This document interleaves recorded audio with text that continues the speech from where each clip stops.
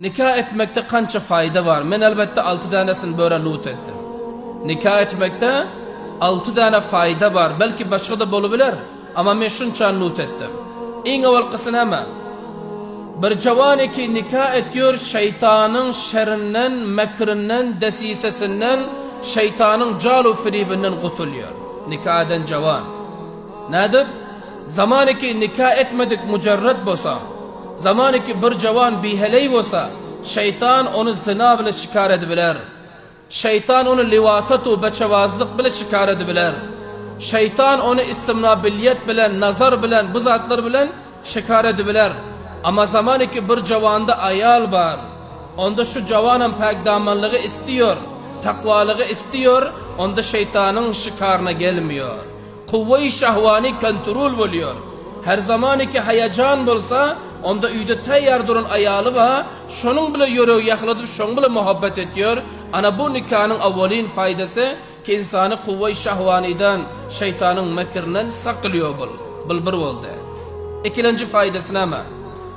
Zamanı ki cavan nikah etse, sukunu, aramışu, itminanlık yörüne gel kalıyor. Cavan zamanı ki nikah etmekte perişante. Cavan zamanı ki toy etmekte yüreği aram delte. Cavan zamanı ki toy etmekte gahi görsen ayağına karavotir, gahi görsen namehremin kellesine karavotir, gahi görsen yürüyüşüne karavotir ve gahi görsen başka bir halatlarına muteveccih karavotir. Ama zamanı ki nikah etti mi bu zatlardan hemmeden saklanıyor. İtminanlık yüreğe kalıyor.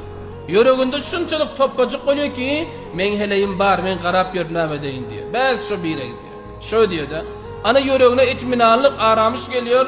Bu nikahın faziletiyken bir iki oldu. Üçüncüsüne ama nikah etmeklik bilen avlad dünya geliyor. Allah bersa avlad dünya geliyor.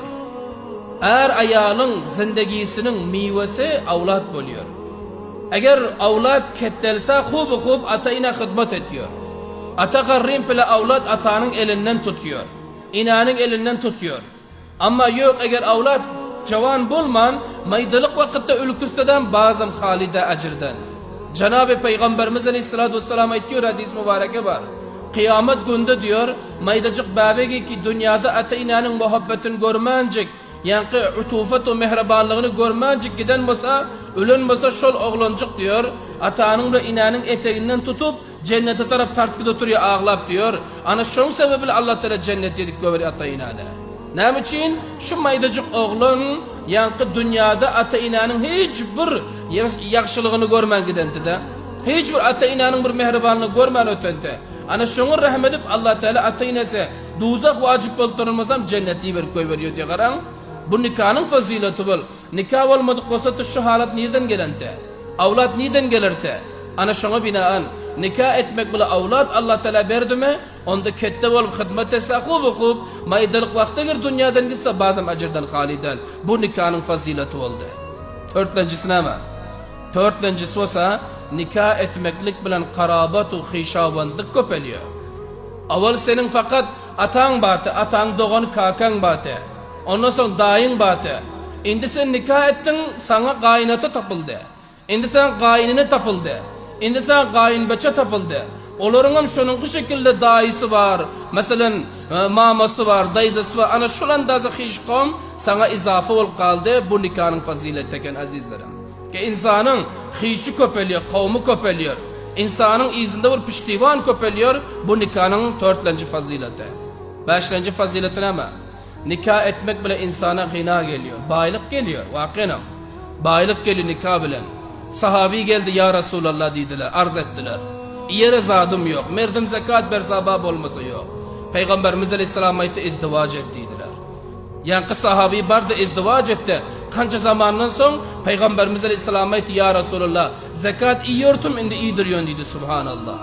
Sadaka iyotum indi sadaka beriyon dediler. Nikahın şunca fazileti ve azizlerim. Nikah etmek bilen insana gina geliyor, baylık geliyor. Bu takriben 5. fazileti oldu. 6. fazileti ne ama? Nikahın 6. fazileti şu ki insan zamanı ki nikah etse, bir cavan nikah etse onda mücahide-i nefs insanı tapılıyor. İnsan öz nefsi bile indi uruşmalı. İnsan öz nefsini indi kontrol etmeli. Nedir? Bakatır ki bir cavan toy etmedik olsa nazi çalıyor aval. Bir cavan toy etmedik olsa kız olsun oğlan olsun atasına da nazi çalıyor. Doğanına da nazi çalıyor. İnesem nazini götürür. Ama zamanı ki nikah edip ayal aldım indi halas oldun cavan. Indi sen nazin onca götürülmüyor. Indi sen özün kontrol et. Indi sen qaharınam kontrol edersin. Nefsingam kontrol edersin. Haşmı gazabınam kontrol edersin. Ayali ki sen birinkin üyüne getirdin. İnesini atasını terk edip geldi. Onun bile oңuşak bolursun. Onun bile yaxşı zindagi etcek bolursun. Önkü pärlerini indi koyarsın. Önkü nazun nahırlarını indi koyarsın. Ayalın beraberine bir dimdik cavan bolursun. Ana bu fayda oldu. İnsan mücahide nefs tapıyor. İnsan öz nefsi bile uruşuyor. Kontrol ediyor. Ana bu takriben 6. fayda kene.